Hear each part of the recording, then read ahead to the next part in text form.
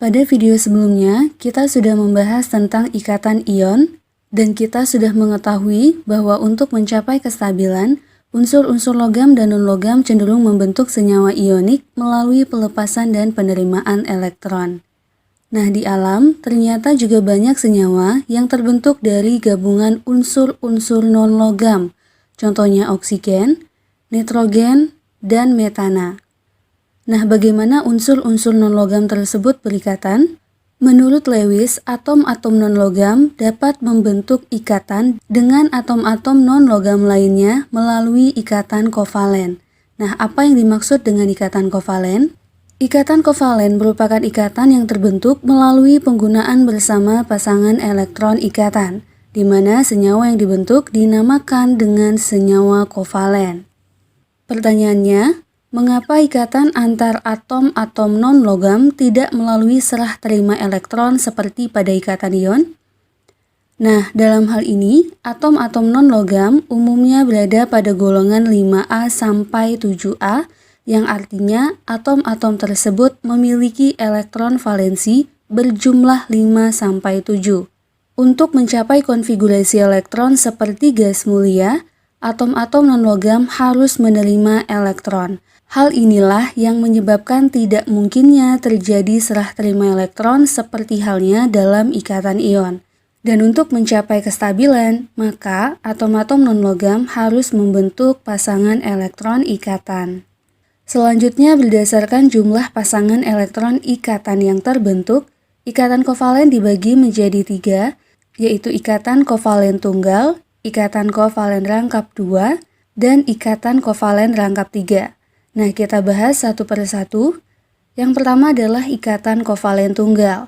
Nah, ikatan kovalen tunggal merupakan ikatan yang terbentuk dari penggunaan bersama sepasang elektron.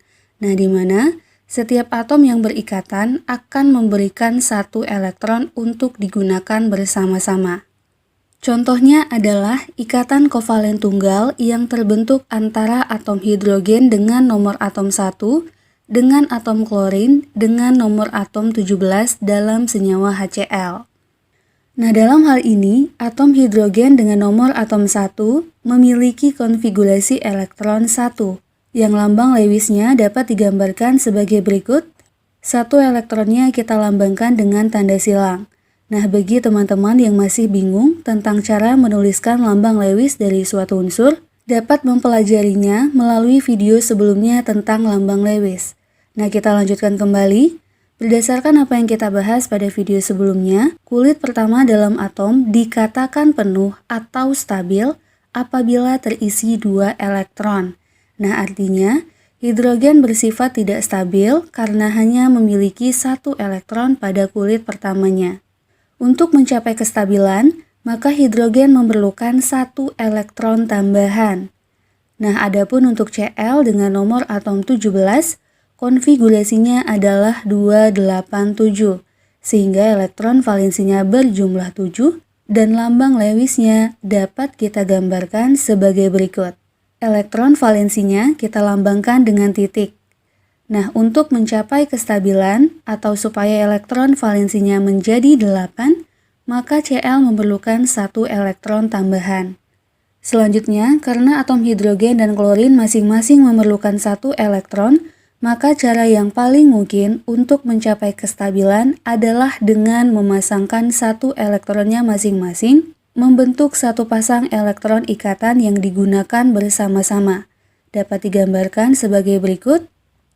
Nah, ikatan inilah yang disebut dengan ikatan kovalen tunggal. Setelah berikatan dengan cara ini, maka atom hidrogen menjadi stabil karena memiliki 2 elektron, yaitu 1 dan 2. Begitu juga dengan Cl yang menjadi stabil karena memiliki 8 elektron valensi, yaitu 1, 2, 3, 4, 5, 6, 7, dan 8. Berikutnya, menurut Lewis, satu pasang elektron ikatan dapat dinyatakan dengan satu garis, sehingga rumus strukturnya dapat digambarkan seperti ini. Jadi hidrogen garis 1 klorin dengan rumus molekul yang terbentuk adalah HCl. Contoh yang kedua adalah ikatan kovalen tunggal yang terjadi antara atom hidrogen bernomor atom 1 dengan atom karbon bernomor atom 6 dalam senyawa CH4. Untuk hidrogen, sama halnya dengan contoh sebelumnya, konfigurasi elektronnya adalah 1 dengan lambang Lewis dapat digambarkan sebagai berikut. Dan untuk mencapai kestabilan, hidrogen memerlukan 1 elektron tambahan. Adapun untuk karbon dengan nomor atom 6, konfigurasi elektronnya adalah 2, 4, sehingga elektron valensinya berjumlah 4, dan lambang Lewisnya dapat digambarkan sebagai berikut. Untuk mencapai kestabilan, atau supaya elektron valensinya menjadi 8, maka atom karbon memerlukan 4 elektron tambahan. Nah, dalam hal ini, atom karbon akan stabil apabila berikatan dengan 4 atom hidrogen, di mana setiap 1 elektron valensi dari hidrogen dipasangkan dengan 1 elektron valensi dari karbon, sehingga dapat kita gambarkan 4 atom hidrogen berikatan dengan 1 atom karbon menghasilkan senyawa dengan rumus Lewis sebagai berikut. Nah, dari gambar ini terlihat bahwa 1 elektron valensi dari hidrogen berikatan dengan 1 elektron valensi dari karbon, membentuk 1 pasang elektron ikatan. Nah, ikatan inilah yang disebut dengan ikatan kovalen tunggal. Dan dalam senyawa ini terdapat 4 ikatan kovalen tunggal, yaitu 1, 2, 3, dan 4.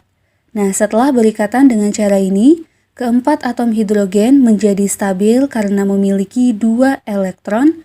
Misalnya untuk hidrogen yang ini, jumlah elektronnya adalah 1 dan 2.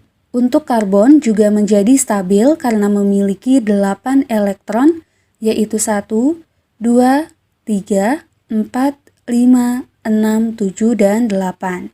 Berikutnya, setiap satu pasang elektron ikatan dinyatakan dengan 1 garis, sehingga rumus struktur yang terbentuk dapat digambarkan sebagai berikut, dan rumus molekulnya adalah CH4.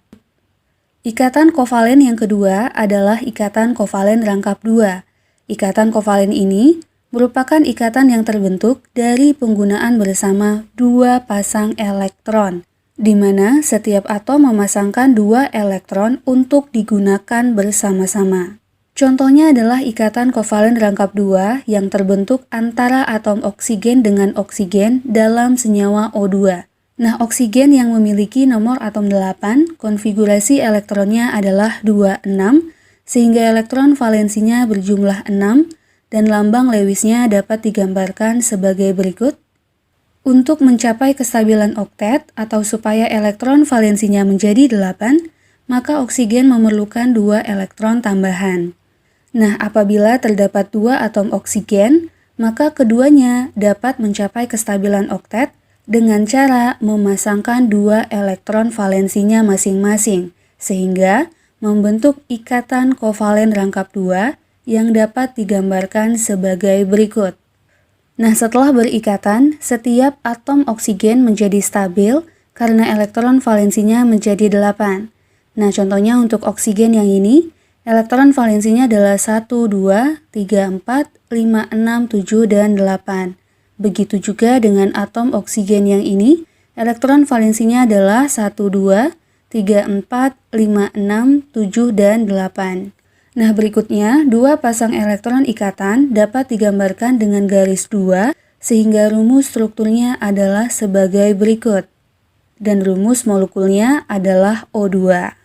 Nah, pertanyaannya, mengapa masing-masing atom oksigen harus memasangkan 2 elektron membentuk ikatan kovalen rangkap 2?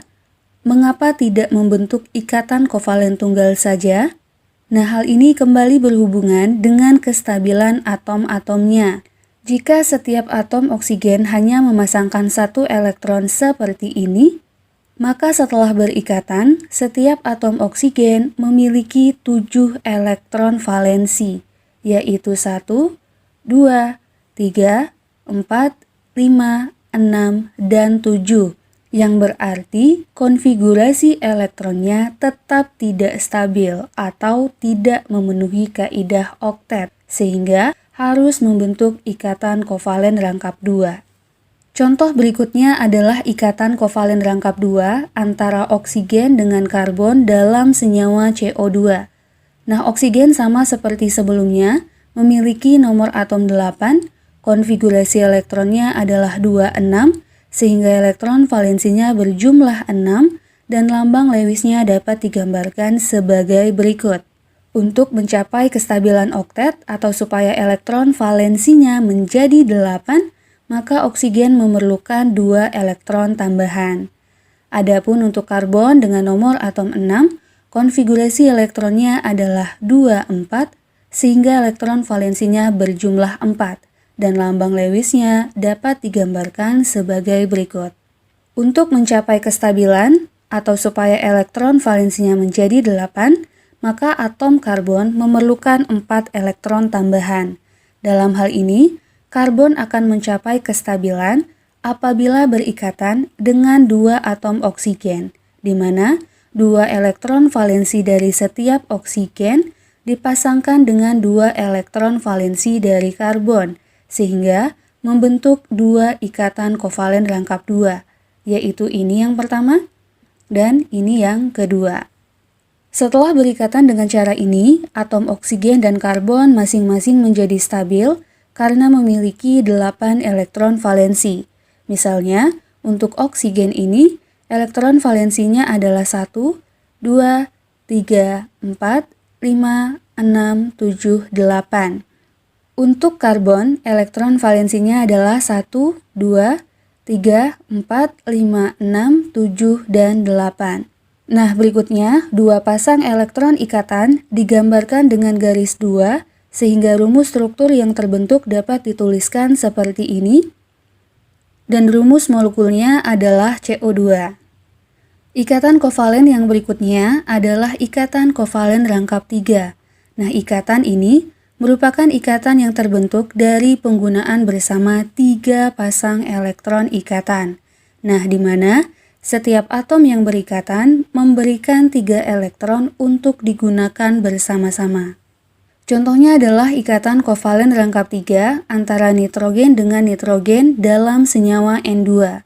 Nah, atom nitrogen memiliki nomor atom 7, konfigurasi elektronnya adalah 25, sehingga elektron valensinya berjumlah 5, dan lambang Lewisnya dapat digambarkan sebagai berikut.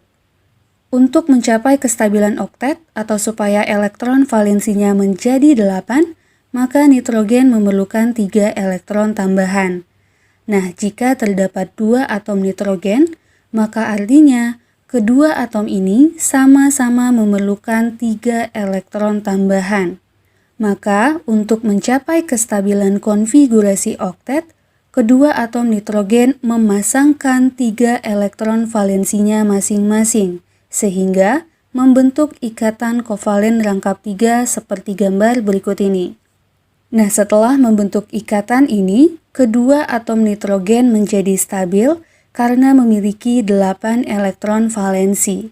Misalnya untuk atom nitrogen yang ini, elektron valensinya adalah 1, 2, 3, 4, 5, 6, 7, dan 8. Begitu juga dengan atom nitrogen yang ini, elektron valensinya juga 8. Nah, berikutnya, 3 pasang elektron ikatan ini digambarkan dengan 3 garis lurus sehingga menghasilkan rumus struktur sebagai berikut, di mana rumus molekul yang terbentuk adalah N2.